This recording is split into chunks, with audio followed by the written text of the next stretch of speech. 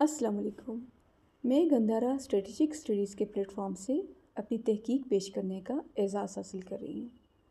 آج ہم ایک ایسے سفر پر روانہ ہو رہے ہیں جہاں ایمان، حکمت اور ہمدردی نے تاریخ رقم کی ہے۔ میری تحقیق ایک جرأتمندانہ سوال اٹھاتی ہے: کیا بدھا کی تعلیمات اسلام میں بیان کردہ نبوت کی روح کو ظاہر کرتی ہیں؟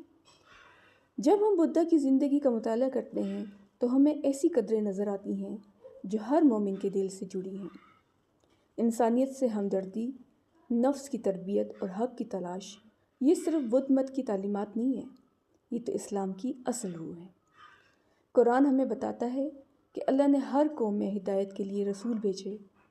کچھ علماء کا ماننا ہے کہ قرآن میں ذکر کردہ حضرت ذوالکفل علیہ السلام اور بدھا کے درمیان گہرا رشتہ موجود ہے، چاہے وہ نام کی مشابہت ہو، یعنی کفل اور کپلوستو، یا کردار کی، اور علامتیں بھی ہمیں اشارے دیتی ہیں: میتریہ یعنی مستقبل میں آنے والا نجات دہندہ۔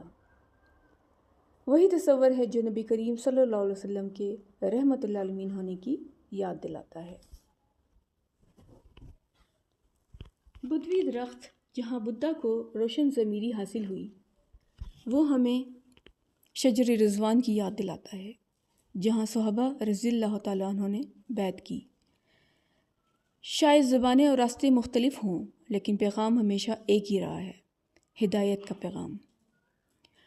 آج ہم ان دانشمندوں کو جدا نہیں کرتے، بلکہ ان کے درمیان ایک مشترکہ روشنی کو پہچانتے ہیں۔ شاید بدھا کی کہانی میں بھی کسی نبی کے خاموش قدموں کی گونج سنائی دیتی ہے۔ آئی ہوپ آپ کو میری ریسرچ پسند آئی ہوگی۔ اگر آپ میری اس ریسرچ سے ایگری کرتے ہیں، پلیز کامنٹ باکس میں اپنی رائے کا اظہار کیجیے۔ شکریہ۔